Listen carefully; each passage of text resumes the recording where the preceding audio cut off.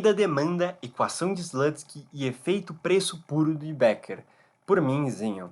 Vamos começar falando da lei da demanda. O que diabos é essa suposta lei? Lembrando que aqui é uma lei empírica, uma lei científica, não uma lei no sentido legal e jurídico. Ou seja, pensemos num conjunto de observações e essa lei representa um padrão empírico, embora fundamentado teoricamente, como a gente vai ver. A lei da demanda, que é nada mais que tudo ou mais constante, é uma relação inversa entre o preço de um bem e sua quantidade demandada. Ou seja, aumentou o preço, as pessoas tendem a consumir menos. Diminuiu o preço, as pessoas tendem a consumir mais. Parece razoavelmente trivial, todo mundo parece que concorda com isso, e esse é um dos resultados, a lei da demanda é um dos resultados mais incontroversos e mais rigorosamente e empiricamente comprovado ou corroborado, qualquer termo que você prefere, nas ciências econômicas. É um fundamento bem sólido. Primeiramente a gente precisa ter cuidado de não raciocinar a partir de uma mudança de preços, isto é, afirmar algo com base nas consequências da oscilação da nossa variável de interesse, sem olhar para a causa desta variação. Ou seja, vamos olhar um pouquinho aqui, uma mudança nos preços pode tanto aumentar o consumo quanto diminuí-la. Mas como fazer sentido disso tendo em vista a lei da demanda? Então a gente tem que vamos por partes, assumir curvas de oferta e demanda são bem comportadas, vamos olhar para curvas bem comportadas, ou seja, no linguajar econômico, as preferências são racionais, fortemente monótonas, estritamente convexas, homotéticas e contínuas. Para saber mais, para entender o que essas palavras querem dizer, eu recomendo ler o livro O Microeconomic Theory, escrito pelo Mascoléu et al., né, o Winston e Green, de 1995. O livro padrão de pós que vai fundamentar tudo rigorosamente, assim, matematicamente, o que quer dizer as nossas funções e nossos conceitos econômicos. Tá. Embora nessa situação não seja necessário invocar preferências estranhas ou elasticidades, o caso não refuta a lei da demanda. Esse caso onde a mudança do preço pode tanto aumentar ou diminuir o consumo, não implica que a lei da demanda está errada e que tudo que a gente estudou até agora foi em vão. A gente tem que olhar para a causa da mudança e não a mudança em si. Então, vamos olhar aqui um exemplo. Aqui temos nossa famosa curvas de demanda e oferta, aqui num modelo bem simples. Aqui temos nossos preços de equilíbrio originais, denotados pelo período zero. Ok, o que vai acontecer? Vamos assumir que a oferta aumenta, ela é retraída, no caso, ela desloca-se para a esquerda. Lembrando que há uma diferença entre um deslocamento na curva de oferta e um deslocamento da curva de oferta. No caso, da curva de oferta, ela se desloca enquanto a gente desloca na curva da demanda, pela curva da demanda. A quantidade demandada está variando enquanto a oferta está variando. No caso, há um aumento do preço, temos um novo preço de equilíbrio nesse tempo 1 e uma diminuição na quantidade demandada. Vamos olhar para números aleatórios. No período 0, o preço está 6 e a quantidade é 9. No período 1, o preço agora é 8 e a quantidade agora diminuiu para 7. Vamos olhar para um outro caso, assim, novamente, para o mesmo cenário, assim, estamos no período 0 novamente, e vamos assumir que a demanda deslocou-se para a direita, ou seja, houve um aumento na demanda. Ou seja, a quantidade ofertada aumentou, houve um deslocamento pela curva da oferta, enquanto houve um deslocamento da curva de demanda, nessa demanda aí. Agora, vamos lá, no período 0, o preço está 6 e a quantidade 9, mesma coisa que no nosso exemplo anterior, mas no período 1, agora o preço também está 8, como no anterior, mas a quantidade, ao invés de estar 7, agora está 11, olha só. É interessante a gente olhar esse cenário, porque as curvas a gente não observa na realidade, elas são apenas possíveis resultados de equilíbrio para possíveis combinações de preço. Mas olhemos para o que a gente de fato vê. Quando a gente tem uma base de dados, do consumo e dos preços, o que a gente vê são os resultados de equilíbrio. Ou seja, a gente vê isso daqui, ó. Vamos assumir que o primeiro caso é de um bem X e o segundo caso é de um bem Y. Olha só, mesma coisa aqui, no bem X tem o período 0 e 1, houve um aumento de R$ 2 no preço e uma diminuição de duas quantidades do bem.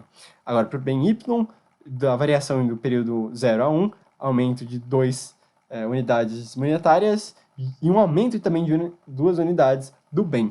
Olhando para isso, a gente pode pensar que, na verdade, o bem Y está demonstrando um caso típico de bem de Giffen, ou um exemplo de uma refutação da lei da demanda.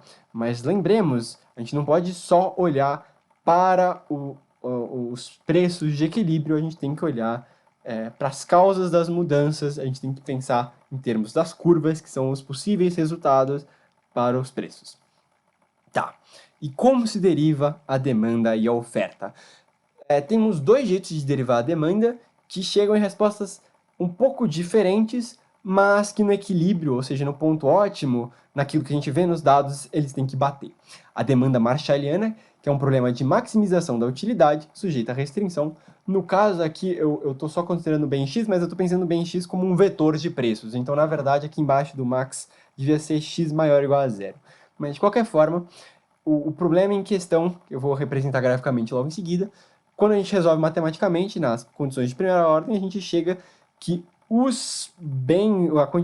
a quantidade demandada dos bens, destes bens, é em função dos preços desses bens e da nossa renda. É o que faz sentido, né? Mas lembrando, os preços aqui é um vetor de preços, de todos os preços na economia. Depende também da construção da sua função demanda, mas no geral é isso. A demanda Hicksiana é um outro jeito de resolver. Enquanto o primeiro problema marshalliano é o que a gente chama de primal, ou seja, a gente maximiza algo, a demanda Hicksiana resolve o dual, que seria a minimização, mas só que enquanto a restrição do primeiro problema se torna agora nossa função objetiva, a função objetiva do primal se torna agora a restrição do dual. Então a gente minimiza este vetor aqui, o vetor de preços multiplicado pelo vetor no caso seria o vetor de preços transposto multiplicado pelo o vetor de bens, sujeito aqui a uma utilidade fixa. No caso agora, nossos bens, ele é uma quantidade demandada do bem, a demanda, né, em função do preço, do vetor de preços e dessa utilidade aqui constante. A demanda marshalliana se resolve assim, a gente tem aqui vamos considerar um mundo de dois bens, aqui o bem X e o bem Y, temos nossa reta orçamentária, ou seja, é aqui a quantidade que a gente pode gastar, o máximo que a gente consegue gastar, e o problema é, dadas nossas utilidades aqui, que seriam as representações pelas curvas de indiferença, qual delas é a que maximiza a minha utilidade, dado que eu só posso gastar até aqui? Olha, a quantidade que maximiza o meu gasto é justamente aquela que tem a tangência, né, que seria esse ponto A. O ponto B não é um ponto ótimo, porque eu posso consumir um pouquinho mais de X, caminhando para cá, e isso aqui me proveria uma utilidade maior. E daí, o mesmo princípio, eu poderia ir para cá, poderia ter uma utilidade maior, poderia ir para cá, blá, blá, blá, e esse é o ponto ótimo. E como a gente chega graficamente na demanda? Temos aqui nosso Px originário, vamos aumentar um pouquinho o Px. Olha, com o deslocamento aqui da curva da reta orçamentária, o indivíduo, nosso agente, vai resolver de novo o problema do consumidor, nesse ponto A', e consumindo X'. Aumentamos o preço mais uma vez, olha só, deslocou também a curva para a esquerda e o indivíduo vai consumir menos aqui X'. Ou seja, supondo esse preço maior, ó, consome isso, menor, diminui o preço, agora consome esse X. Esse preço, agora esse X. Ou seja, diminuindo o preço, você vai aumentando a quantidade demandada. Por isso, é assim que você chega na curva de demanda, ele é só o resultado da resolução de vários problemas dos consumidores para todas as possíveis combinações de preço. E dessa maneira a gente chega na demanda do bem, X.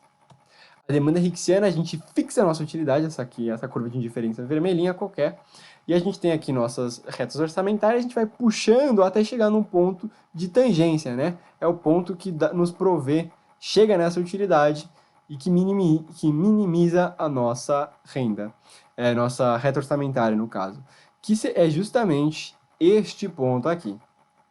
E a Hixiana pode ser pensado como assim: olha, temos o Px aqui, aumentamos o Px para Px1 e deslocou aqui para a esquerda, mesmo princípio, mas ao invés de resolver o problema do consumidor de novo, vamos compensar a renda, ou seja, eliminar o efeito da renda, por isso elimina esse efeito renda, só foca no efeito de substituição, e vamos transpor esses novos preços relativos na utilidade. Lembra que a gente está fixando a utilidade, por isso que ela está presa aqui. E vamos fazendo isso para qualquer combinação de preços de X, né, que a gente vai aumentando. Neste caso, a gente também, novamente, gera demanda aqui, negativamente inclinada, mas dessa vez ela está mais para a esquerda, ela está mais contraída em relação à marshalliana, que é mais aberta. Isso é um clássico exemplo de prova, onde será para tentar explicar por que isso acontece, etc. e tal. Justamente, a gente vai ver isso em relação à decomposição dos Slutsky, porque a demanda marshalliana está sobre dois efeitos. O efeito de substituição, né, que é, uma vez que os preços mudaram, na utilidade originária, com os novos preços, quais seriam as combinações de bens que eu faria? Que é exatamente o que acontece aqui, por exemplo, nessa reta vermelha. Olha, mudou o preço, mas se eu tivesse a renda com a nova combinação de preços, na minha antiga utilidade, quanto eu consumiria do bem X? Consumiria menos do bem X, mas um pouco mais do bem Y. Perceba. Agora, também existe o efeito da renda, né? Que é quando a gente olha para essa reta orçamentária, o problema do consumidor na nova reta, que gera essa nova utilidade. Então, vamos derivar aqui a utilidade Hixiana, né, ou utilidade compensada. Vamos considerar essa utilidade, a gente pode pensar o alfa e beta, esses parâmetros, como somados igual a 1. Vamos lá, montando Lagrangiano, aqui tem nossa função objetiva, que seria, aqui pode ser representada pela função dispêndio, e aqui temos nossa restrição, né, que é a utilidade fixa. Primeiro, para fazer as condições de primeira ordem, a gente deriva em relação aos bens, né, x e y, e a nossa restrição pelo o preço sombra.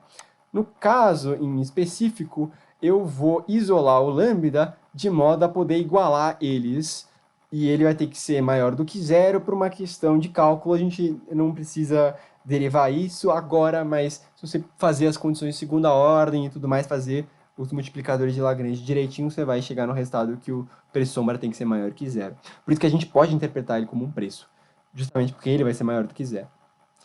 Uma vez que a gente iguala os lambdas, o preço sombra, a gente vai chegar nessa relação aqui, os preços relativos é igual a essa relação, mas eu vou passar o PY para cá e o PX para cá, de modo a ter esse termo aqui, gama, só para substituir no x o meu y, aqui que a gente derivou por aqui. Na verdade, desse mesmo x aqui, eu posso, por exemplo, passar o y para cá e transpor aqui a potência para o outro lado, né? De modo que temos esse gama 1 sobre beta menos 1, e o x aqui, alfa menos 1 sobre beta menos 1. E fazer o mesmo princípio para o x.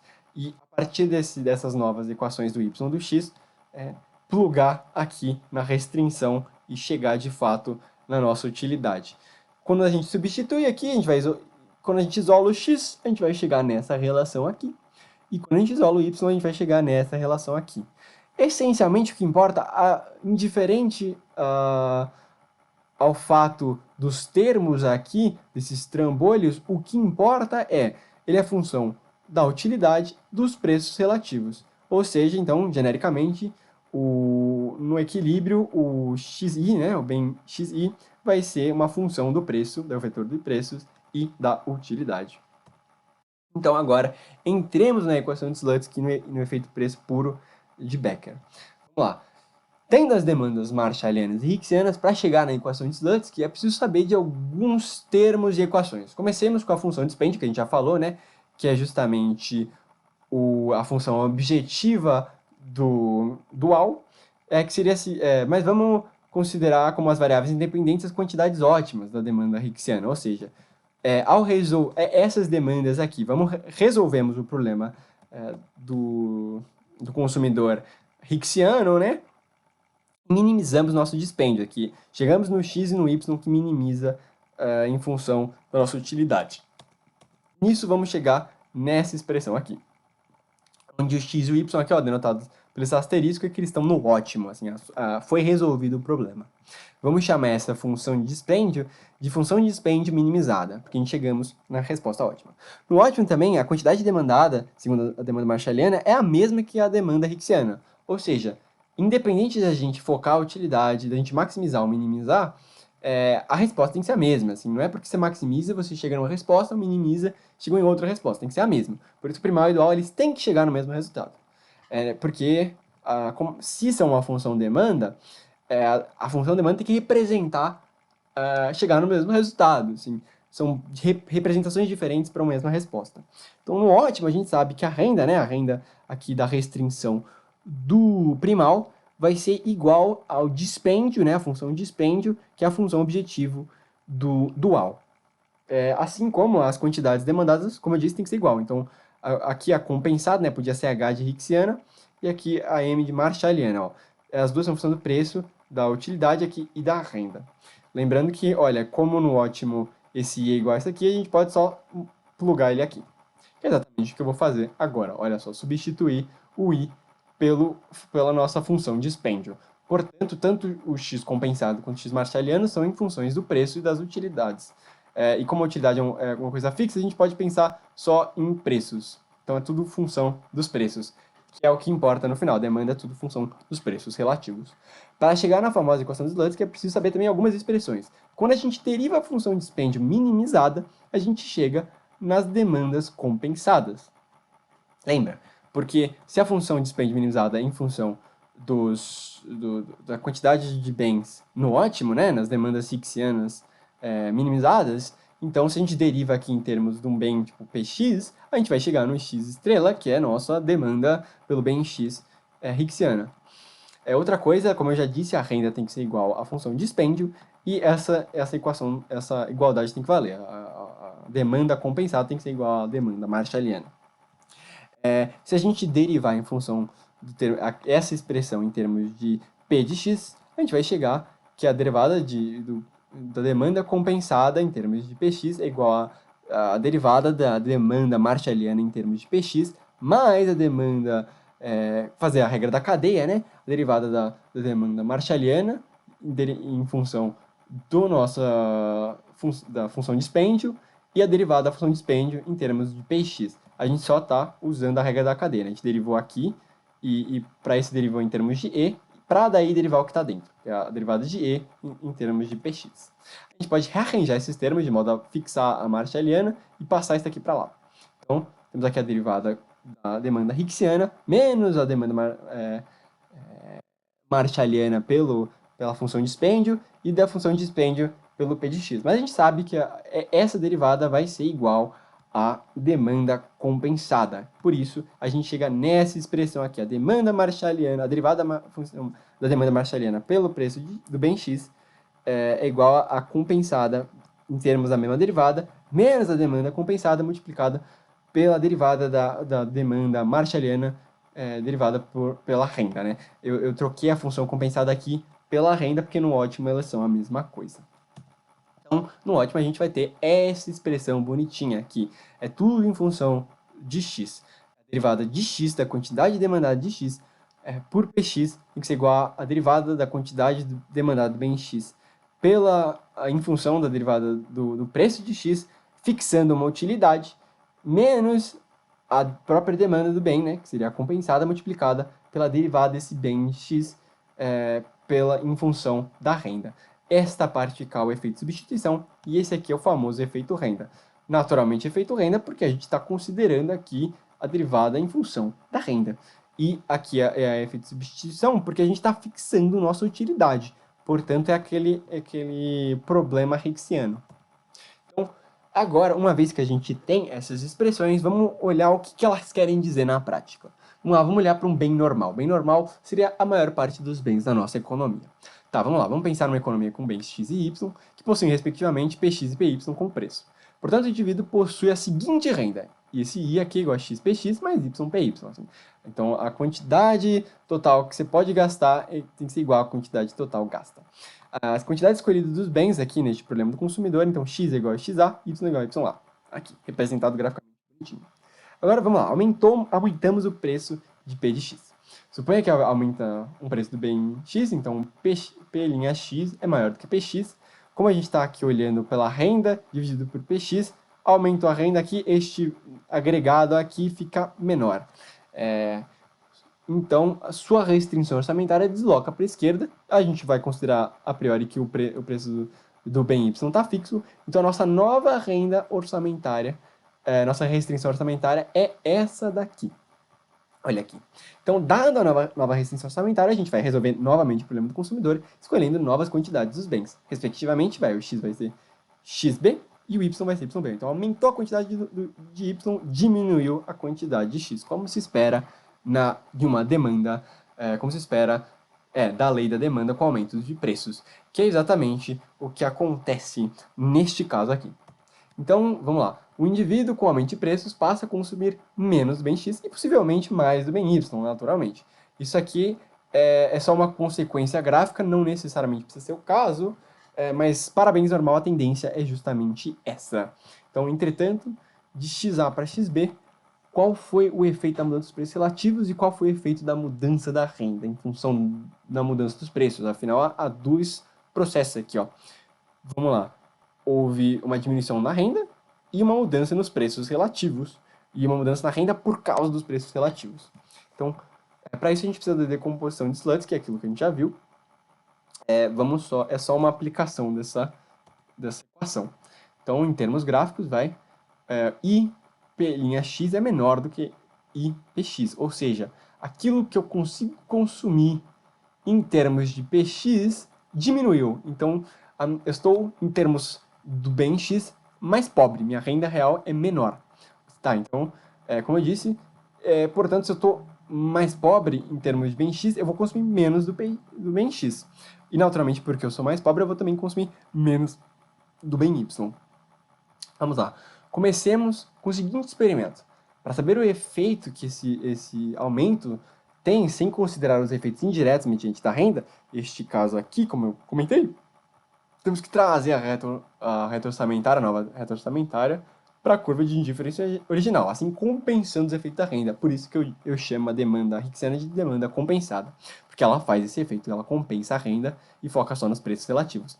Então, olhando os novos preços relativos, se o indivíduo tivesse essa renda em função dos novos preços relativos, quanto que ele consumiria de X e quanto ele consumiria de Y? Perceba, ele consome menos do X, mas não tanto, e consome também mais de Y. Daí, para a gente ver só o efeito renda, enquanto essa variação é fruto da substituição, todo esse resto aqui é do efeito renda, que é exatamente o que eu descrevi aqui. O efeito renda mede a variação do poder de compra do consumidor, ceteris paribus, quando há uma mudança de preços. Ou seja, só olhando a variação de preços e dessa reta orçamentária nova na curva de indiferença antiga, se eu tirar a renda que eu compensei, quanto ele muda no consumo. Outro efeito de substituição, é aquele que a gente, mesma variação dos preços, vamos focar na mesma utilidade. Então, ele representa a taxa que mede a variação do consumo, ceteris paribus, quando ocorre uma mudança de preços. Então, um bem normal é representado por este gráfico aqui, ó. Perceba, ao aumentar a renda, quanto mais renda eu vou consumindo, mais eu consumo tanto do bem Y quanto do bem X. Esta curva aqui seria a nossa curva de income consumption, ou consumption income, que é a nossa reta de consumir, a relação entre consumo e renda. Para um bem normal, é essa coisa linear aqui. Não necessariamente essa linha 45 graus, como eu representei, aqui é um caso específico e por conta da função ser bem comportada e homotética, mas ela pode ser um pouquinho mais para baixo aqui, por conta das predileções por bem X ao invés de bem Y, ou pode ser para cima por predileções ao bem Y do que o Px. Agora vamos olhar para um bem inferior. Bem inferior geralmente são aqueles que quanto menor a sua renda, mais você consome. Um exemplo típico é ônibus. Se você não tiver muito dinheiro para ficar gastando em Uber, você vai pegar muito transporte público nessa vida. Mas supondo que do nada você começa a ganhar mais dinheiro, você vai, talvez, não valha tanto a pena pegar transporte público, você vai começar a gastar mais em Uber e transportes assim privados ao invés de ir no ônibus. Então, se você perder renda, você passa a consumir mais esse bem, ganhou renda, passa a consumir menos esse bem. Então, bens inferiores seria coisas como miojo, transporte público e etc e tal. Lembrando que ela diz respeito às utilidades dos indivíduos, das preferências dos indivíduos e não uma propriedade intrínseca do bem. Talvez você seja um indivíduo que goste muito de sei lá, miojo, então quanto mais renda você tem, mais você consome de miojo. Então lembra, isso, a gente sempre está pensando em coisas subjetivas, assim, em termos de preferência, do que os agentes preferem, e da relação entre essa relação subjetiva e o mundo dos preços e a realidade. Agora vamos olhar o mesmo processo, né? Aumentou o preço do bem X e vamos ver como a cesta de consumo de X e Y vai mudar. Temos a nossa nova restrição orçamentária que se deslocou aqui para a esquerda, fixamos o preço do bem Y e o indivíduo resolveu de novo o nosso problema do consumidor, consumiu menos de Y e menos de X. Então vamos ver qual foi o efeito dos preços relativos e o efeito da mudança na renda decorrente dos preços. Então, porque os preços não só afetam por conta dessa mudança dos preços, né, em si, mas também afetam indiretamente a renda. Então existe esse efeito composto que é descrito pela decomposição de Slutsky. Né? Neste caso, vamos fazer o processo usual, né? Vamos seguir um experimento, a gente compensa a renda, né? Novamente dando alusão à demanda Hicksiana. Então, quando a gente transpõe aqui a renda e compensa e olha só para o efeito de substituição, percebe, na verdade, uma diminuição maior do que o efeito total do consumo do bem X. O indivíduo, na verdade, passa a consumir mais do bem Y, como se espera de um bem normal, né, o que se espera da demanda. Mas o problema é, como o bem é inferior, então quando a gente tira a renda, olha só o que acontece, ele passa a consumir mais do bem X e menos do bem Y. Então, neste caso, é por isso que a gente descreve este bem como bem inferior. É justamente por conta quando a gente acresce, diminui renda, a quantidade consumida de substituição se torna maior na quantidade de equilíbrio. Então, o efeito total é esse efeito aqui, essa variação entre o efeito substituição e o efeito renda. Aqui eu escrevi errado, aqui é para ser 1 e aqui é para ser 2. Então, quando a gente olha para a relação renda-consumo, perceba, quando há um aumento na renda, naturalmente, porque você tem uma renda maior, você começa a consumir mais dos dois bens. Mas pelo fato de ser um bem inferior, quanto maior a renda, quando essa renda fica suficientemente grande, você passa a consumir menos desse bem. É só lembrar do exemplo do transporte público, assim, ó, ganhei mais renda, logo eu posso usar mais transporte público, vou aproveitar e vou usar mais. Mas o problema é que tem uma hora que eu tô tão rico, tô com dinheiro tão maior do que outrora, que eu vou gastar menos com transporte público, vou gastar mais, por exemplo, com Uber. E é por isso que tem esse efeito aqui, a reta da income consumption, ou consumption income, é meio torta, assim, uma coisa não linear. E, ok. Daí, vamos olhar para um caso específico de um bem inferior, que é o bem de Giffen, que seria o bem que viola a lei da demanda. Novamente, voltamos ao nosso exemplo típico aqui, com o problema do consumidor, o indivíduo escolheu XA, YA, essa é a cesta preferida, em toda a sua restrição orçamentária, escolheu este ponto específico. E, ok, vamos ver o que acontece quando tem uma variação nos preços. O bem de Giffen é uma anomalia, é uma possibilidade meramente teórica que até onde se sabe não existe na realidade. Existe um exemplo de livro-texto que fala que supostamente as batatas na Irlanda seriam um caso que exemplificaria um bem de Giffen. Mas Ao se analisar com mais cuidado, pode-se argumentar que, na verdade, o que se argumentava em função do bem de Giffen era uma situação parecida com o bem Y. Assim, a gente olhava a preço e olhava a quantidade, a gente não estava olhando, na verdade, as causas. Podia ser muito bem um deslocamento da demanda, ou a gente não estava fixando direito as variáveis. Então, olhemos agora para o nosso bem de Giffen mais especificamente. Teoricamente, para obter este resultado, essa anomalia, você precisa que seja um bem inferior e que o módulo do efeito renda seja maior que o módulo do efeito substituição, aqui em termos da equação de Slutsky. Vamos lá, o que acontece?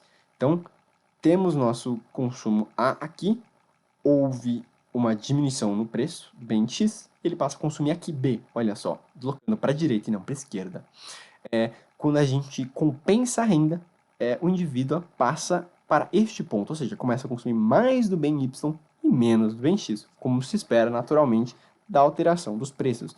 Mas quando a gente tira a renda, o indivíduo começa a consumir mais do XB, tal como acontece no bem inferior. Mas ele passa a consumir tanto desse XB que ele ultrapassa o ponto do XA. Portanto, o efeito líquido é, na verdade, um aumento, uma diminuição no preço e um aumento no consumo. Então, novamente, aqui o efeito renda e o efeito substituição, aqui era a dois. Tá? Mas tendo isso em consideração, a gente tem que olhar o que a literatura especializada tem dialogado sobre este efeito Slutsky. O Becker, neste incrível nesse artigo de 62, que eu recomendo fortemente, que é o Rational Behavior in Economic Theory, que ele vai mostrar que, na verdade, a lei da demanda não é uma consequência de utilidade, maximizações, preferências, mas é uma consequência da escassez, ou seja, da restrição orçamentária e do conceito de escassez, né, econômico, que não é a limitação dos bens, mas de que há mais fins do que meios. Então você sempre deseja mais do que aquilo que você pode utilizar desse bem, seja ele restrito ou não, que se gera todas as leis, as teoremas fundamentais da economia. Mas, a despeito desse argumento, desse resultado que o Becker demonstra, ele mostra como a gente chega nisso a partir de uma decomposição de Slutsky, mas só que fazendo um ceteris paribus verdadeiro, algo que a gente vai notar que o Slutsky não faz. Uma questão importante introduzida na literatura por Gary Becker é o efeito preço puro. O Becker, na decomposição feita por Slutsky, computa seu efeito composto na quantidade demandada via preços, mantendo os outros preços constantes, né? Essa variação substitutiva, e também via renda, né? Que é indiretamente pelos preços. Todavia, para o efeito relevante, é preciso considerar só a renda real, não a renda nominal, tal qual o Slutsky considera. Assim, é preciso corrigir as variações de preços na renda considerando um índice de preços de Lasper. Então, perceba, você está fixando a renda de tal modo que a gente está, de fato, numa condição ceteris paribus, a gente está vendo realmente a substituição. Vamos, relembrar e viver como é que é o índice de Lasper. Se você não lembra dessa parte de economia, tudo bem, eu vou explicar aqui rapidinho. Aqui temos nosso índice de preços, Lasper, né? Aqui P para preços. A gente computa, na verdade, em termos do ano base e do nosso ano de variação, que é o Tzinho. Como a gente faz? A gente vê a quantidade gasta na economia, né? Que é o preço do bem P, multiplicado pela quantidade do ano base, dividido pelo o preço do bem no ano base, multiplicado pela quantidade do ano base. Então, basicamente, a quantidade consumida no ano base dividido pela quantidade no ano base, só que multiplicado pelos preços de hoje em dia.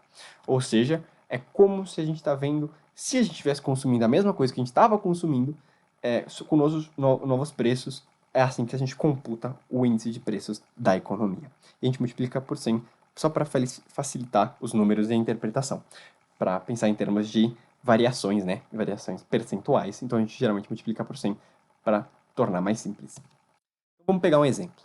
Temos aqui nossa época zero, assim, os preços nos nossos itens, as quantidades do ano base, preços no ano 1 e na quantidade no tempo 1, na época 1, né? Novos preços, novas quantidades. Agora, no nosso índice de preços, a gente só está considerando o ano base 0 e a mudança no ano 1. E o I aqui, os bens, é o X, Y, Z. Neste caso, então, a gente vai fazer a operação que já está falando, né? O preço na nova época, né? Época 1, e na quantidade base. Então, seria aqui, ó. Pega esse preço aqui, ó. 5 multiplicado por 10, 9 multiplicado por 20, 10 multiplicado por 12. Isso dividido por 10 multiplicado por 2, 20 multiplicado por 6, 12 multiplicado por 5. Que é exatamente o que a gente tem aqui, multiplicado por 100. A gente vai chegar que o índice de preço é 175. Ou seja, uma variação de 175%, um aumento de 175% nos preços, no nosso índice de preços. Ok. Vamos agora transpor, colocar isso em termos do Becker. Qual que é a lógica do Becker? Imagine que o indivíduo consumiu, né, antes da variação dos preços, essa quantidade do x0 e y0 com nossa renda 0. Agora, o preço do bem x mudou, variou. Na época 1, ele aumentou. E a gente está considerando que o preço do bem y ele se mantém fixo, né, como a gente estava fazendo. Então, o PY0 e o PY1 são iguais. Neste caso, para a gente considerar a renda no período 0, então é PX0 multiplicado por X0 mais PY0 vezes Y0, renda reta. Tá. Dada a mudança de preços, queremos achar a nova linha de restrição orçamentária que passa pela cesta original, uma vez que tem que ser factível com a nova inclinação, né? Então, a gente tem que fazer aqui a nossa coeficiente angular, que é simplesmente a divisão do preço do bem X na nova época, no novo período, dividido pelo o preço do bem Y também no novo período, mas só que aqui a gente considerou que são igual, então a gente pode manter o zero aqui. Então fazemos o Yu-Yu Mishosho para achar a nova... fazer simples, descobrir a nova reta, né? Então a gente faz Y menos Y0, aqui pode ser Y1, nosso coeficiente angular, x1 ou x menos x0. Vamos distribuir, né? E a gente vai poder fazer uma simples manipulação algébrica, pegar esse PY0 multiplicado por Y0 aqui para a direita e o menos PX1 vezes X aqui para a esquerda. Exatamente o que a gente vai fazer aqui. E este canto aqui da direita é justamente a nossa nova renda, que é PX1 vezes X0 mais PY1 vezes Y0. Aqui o 1 a gente troca por 0. Mas perceba, isso aqui é muito parecido com PX0 vezes X0 mais PY0 vezes Y0, que era a nossa renda original. Então a gente pode considerar que essa nova renda, R1, é igual a um beta multiplicado por R0. Se a gente passar isso aqui dividindo, este termo beta aqui é basicamente nosso índice de Laspera. Portanto, beta, como eu disse, não é nada mais que o índice de Laspera. Então, se a gente fizesse essa correção do índice de Laspera, de modo a ter dado a novo preço e fixando aqui, passando pela cesta de bens originais, mas corrigindo o índice de preços de modo a manter fixa a nossa renda real, a substituição, quando a gente resolve o problema do consumidor, é este ponto aqui, consome-se mais do bem Y menos do bem X, como era de se esperar de uma demanda. E apenas essa variação aqui, enquanto a variação total, o efeito total do Slutsky é tudo isso aqui, o efeito preço puro é só essa parte aqui. Então, por construção, o efeito total é maior que o efeito preço puro. Pelo menos em módulo, a tendência de bens normais é isso. Então, vamos comparar a decomposição de Slutsky contra a do preço puro. Perceba aqui, ó, super bonitinho. Aumentou o preço, deslocou aqui para a esquerda, compensou a renda, viu a substituição e temos todo o efeito composto. Aqui é o efeito de substituição, aqui é o efeito da renda. Enquanto os Lutz, do Becker, a gente viu aqui a mudança dos preços, dado esses preços, a gente rotaciona em relação à cesta original, de modo a manter o índice de preços, né, a renda real fixa, e a gente vê a substituição do indivíduo considerando a variação nos preços pura, assim. E neste caso, mantendo a renda real fixa. Deste modo, a substituição é só aqui, de XA até XP, muito menor do que a variação total. Munido desses conceitos, vamos voltar ao exemplo do Becker, que será que quando a gente considera o efeito preço puro, ainda assim é uma violação da lei da demanda? Então, vamos lá.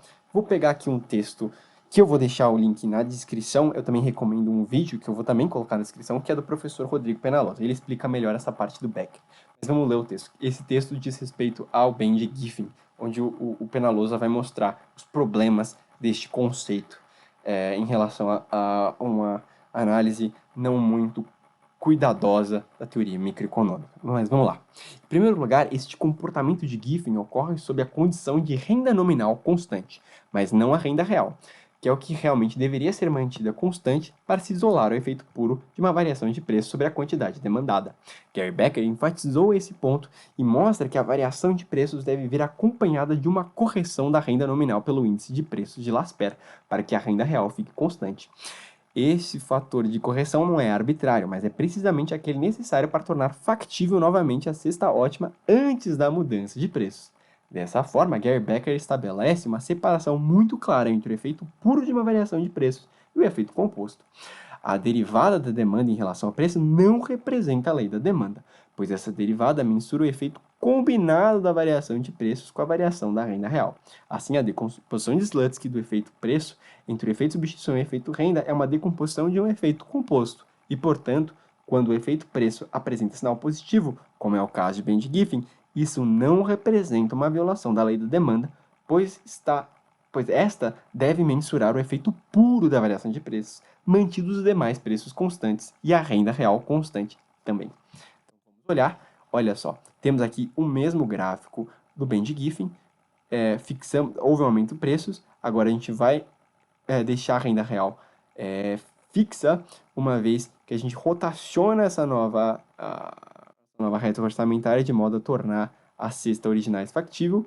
Aumenta, olha só, houve, na verdade, uma variação razoavelmente grande do consumo de XA em relação ao XB, enquanto aumenta-se bastante em relação ao Y. Neste caso, o efeito total do Slutsky é menor que o efeito preço puro do Becker. E, enfim, eu fiz esse vídeo com base num artigo que eu escrevi para o Economia Mainstream, vou deixar o link na descrição. E não se esqueça de dar like, se inscrever e comentar.